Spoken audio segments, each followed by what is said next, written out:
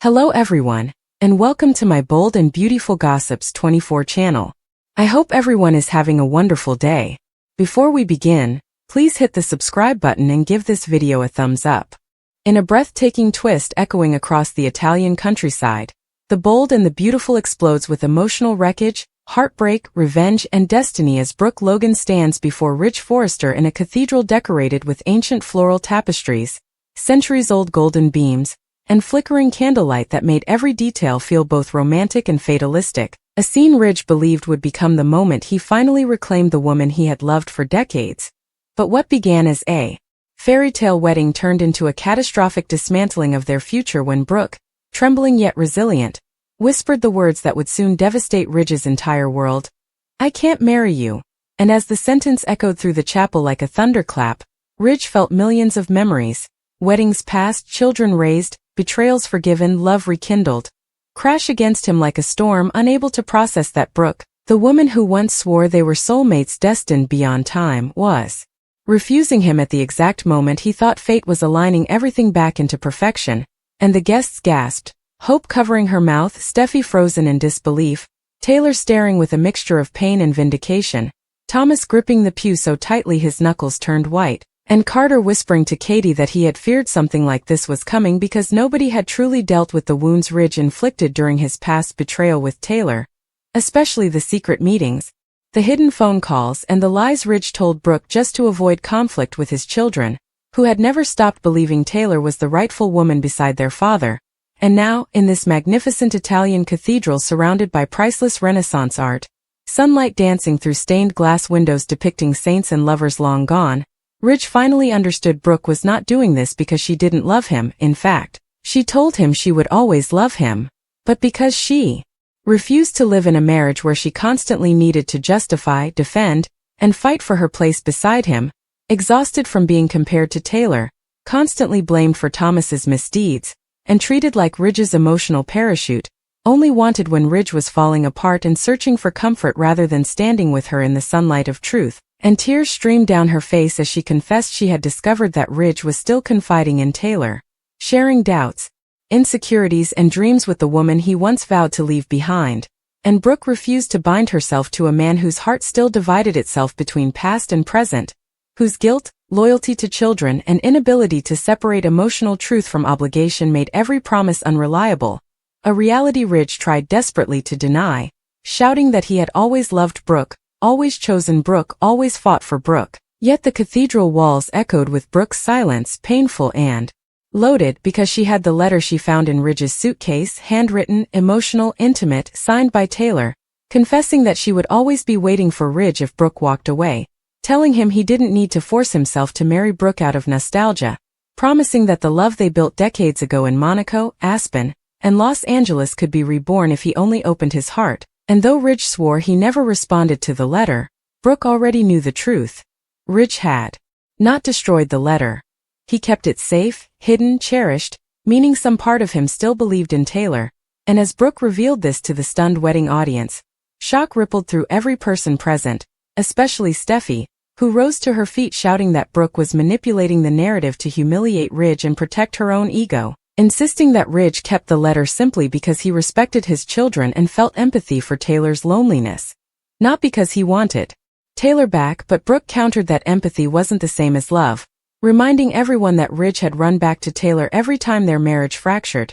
every time Brooke made one mistake, every time he needed refuge instead of real resolution. And as Ridge begged Brooke to ignore what she saw, arguing that the wedding was proof he was choosing her, Brooke shook her head, voice trembling as she confessed she had seen Ridge and Taylor together the night before the ceremony on the Italian terrace overlooking Lake Como,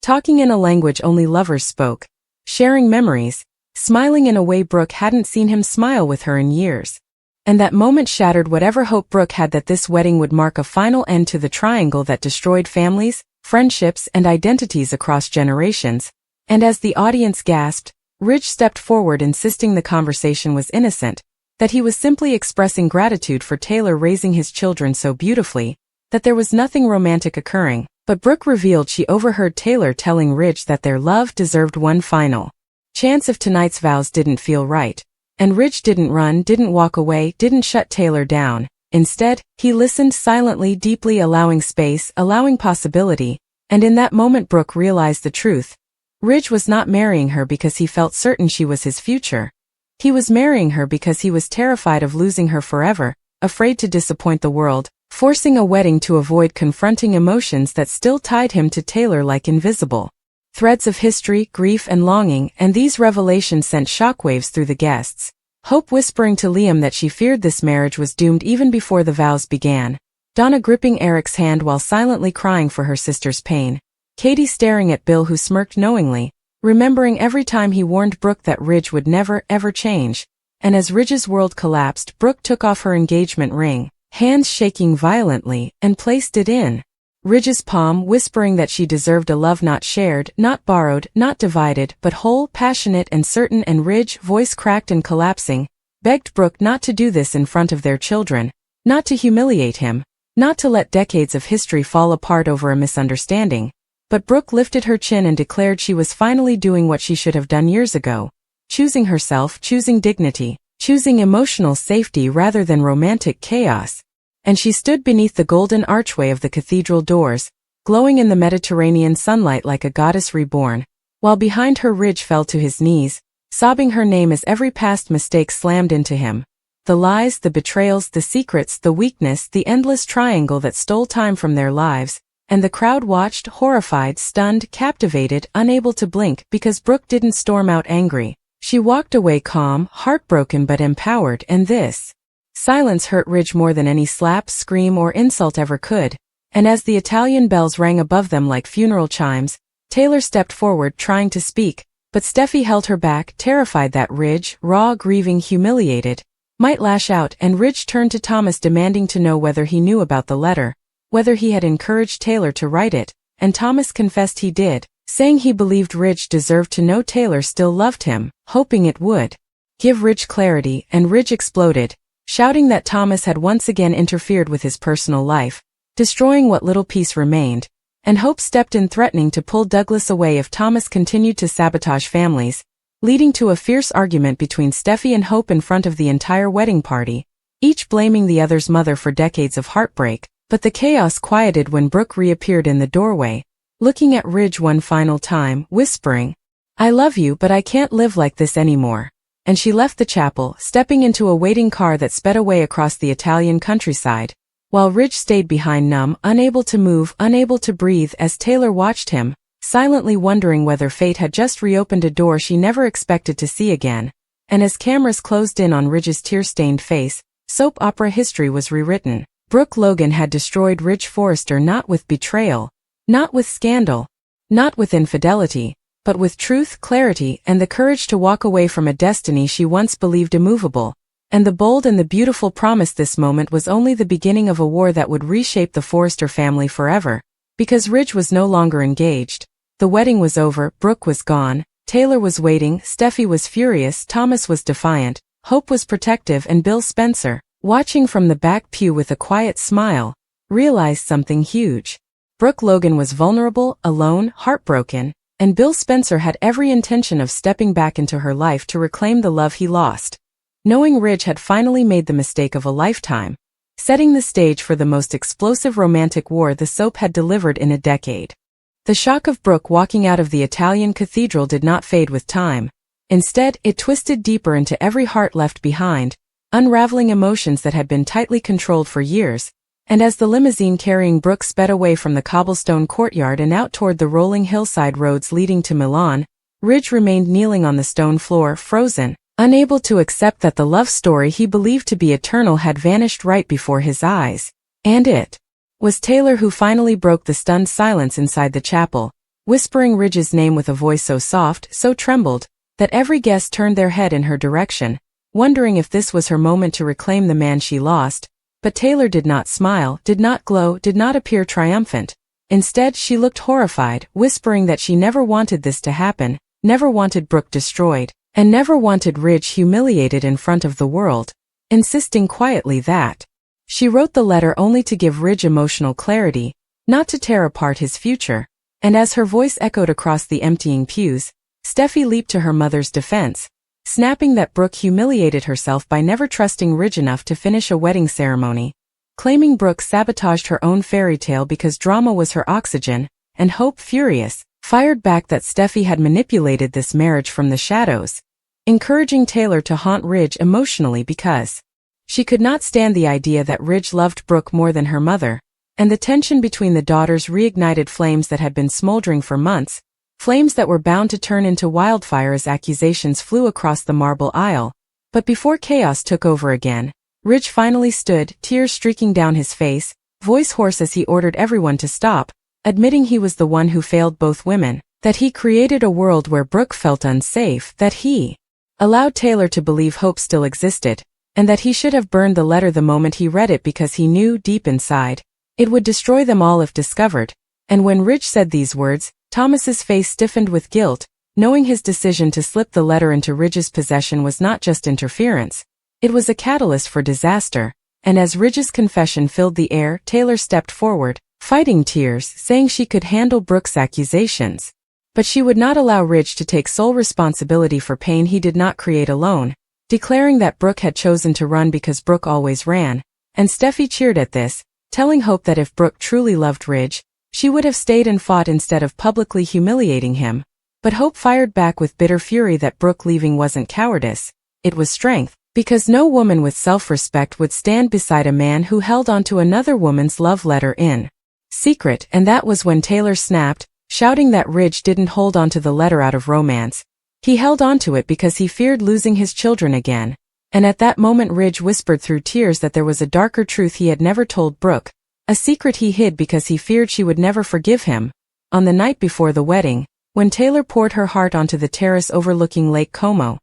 he almost kissed her, almost surrendered, almost let the past drag him back into a love story he never fully resolved, and the room inhaled sharply at the confession. The gasps from Eric, Donna, Liam, Carter and even Bill, who had quietly followed the drama all the way to the front pew, echoed against the cathedral walls, and Steffi's face lit with disbelief and vindicated triumph, whispering, "I knew it," while Hope's mouth fell open in shock, staring at Ridge with betrayal now replacing sympathy, and Taylor, shaking violently, attempted to reassure everyone that she didn't want Ridge's guilt dragging her name through the mud, insisting she never wanted Ridge back under those circumstances. But Ridge confessed the kiss would have happened if guilt had not intervened, if the memory of Brooke had not crashed into him like a tidal wave, stopping him from betraying his vows before he even made them, and that truth ripped the chapel into emotional chaos once more, proving to everyone, especially to Ridge, that Brooke had been right to leave, that this wedding had not been a sacred union of two souls choosing each other completely,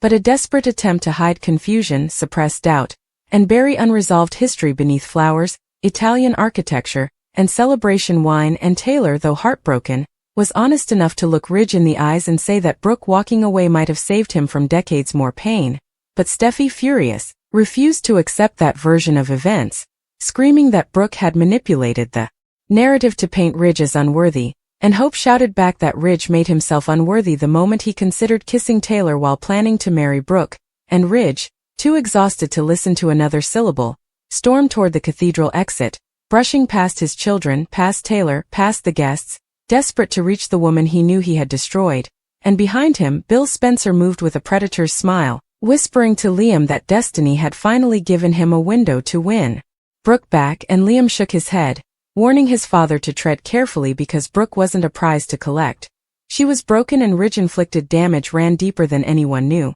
But Bill's eyes flickered with confidence, claiming Ridge had never deserved Brooke and destiny was finally correcting itself. And as Ridge reached the courtyard, he saw the limousine tire marks stretching like scars across the Italian street, and he ran toward the nearby black car, ordering the driver to follow Brooke at any cost. But before he could step in, Eric intercepted him, voice heavy and stern, telling Ridge that chasing Brooke wasn't going to work this time, that he had wounded her beyond romantic apology, and that he must confront the truth inside before trying to win her back. But Ridge ignored the advice, shouting that he refused to let Brooke disappear from his life again, and he jumped into the back seat, slamming the door while ordering the driver toward Milan, toward the airport, toward anywhere Brooke might run, determined to fix a shattered future, unaware that Brooke was not going home to Los Angeles at all. Instead, she had given the driver a completely different direction, telling him to take her to a remote villa far beyond the city limits, a villa she secretly rented weeks before the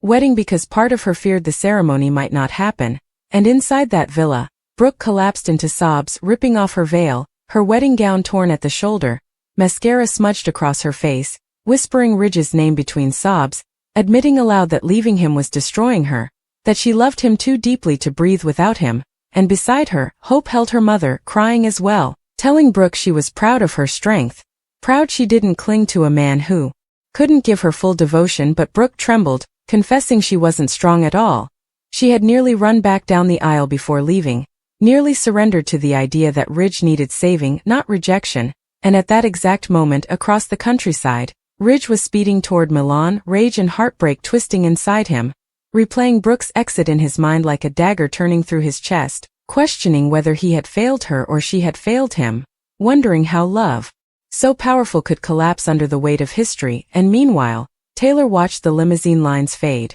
her heart cracking open as she admitted to Steffi she feared Ridge might not return anymore, might not look back, because Brooke walking away might awaken a new level of obsession inside him. And Steffi told her mother not to worry, claiming Ridge would eventually realize Brooke had walked away forever, and that destiny was finally putting Ridge back into Taylor's arms. But Taylor did not smile. She warned Steffi that forcing destiny never worked, that love built on another woman's pain was doomed, and that if Ridge came back to her now, she would reject him because she refused to be the consolation prize to a man trapped in emotional paralysis between two lives. And Steffi was stunned, asking whether Taylor was truly saying she did not want Ridge anymore. And Taylor whispered she only wanted Ridge if his heart was free, something it had never been, something it might never be. And at the villa, Brooke stood by the open balcony doors, staring at the Italian sky, whispering that she believed Ridge was already driving toward her, and Hope asked whether she wanted him to come, and Brooke inhaled slowly,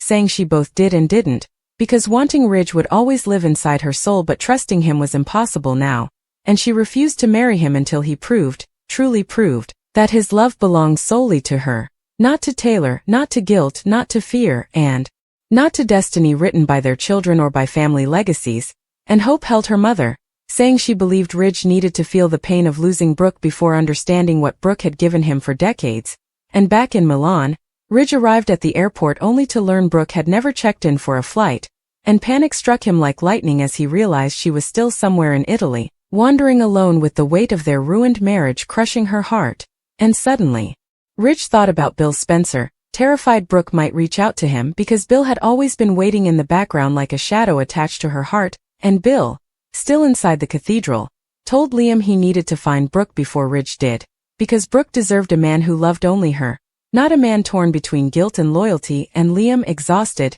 begged his father to leave Brooke alone, but Bill ignored him, pulling out his phone to call Justin, ordering him to find Brooke's location immediately and fly him there. And as this new, twisted competition ignited, Brooke stared into the villa mirror, whispering to her reflection that she wanted Ridge to knock on the door because she needed closure, not reunion, while Ridge drove into the night, repeating Brooke's name like a prayer, like a lifeline, like a drowning man clinging to one breath. And across the ocean in Los Angeles, news alerts exploded. The wedding had collapsed, Brooke had walked out, Ridge was devastated, and families began choosing sides before the couple even returned home. Katie telling Donna that Brooke was finally free from Ridge's addiction, Wyatt telling Liam that Ridge might never find Brooke if she did not want to be found, Zen telling RJ that this disaster might destroy Forrester Creations' public image, and RJ angrily defending his mother, shouting that the world had no right to judge her for choosing self-respect, while Eric stood quietly at his mansion window,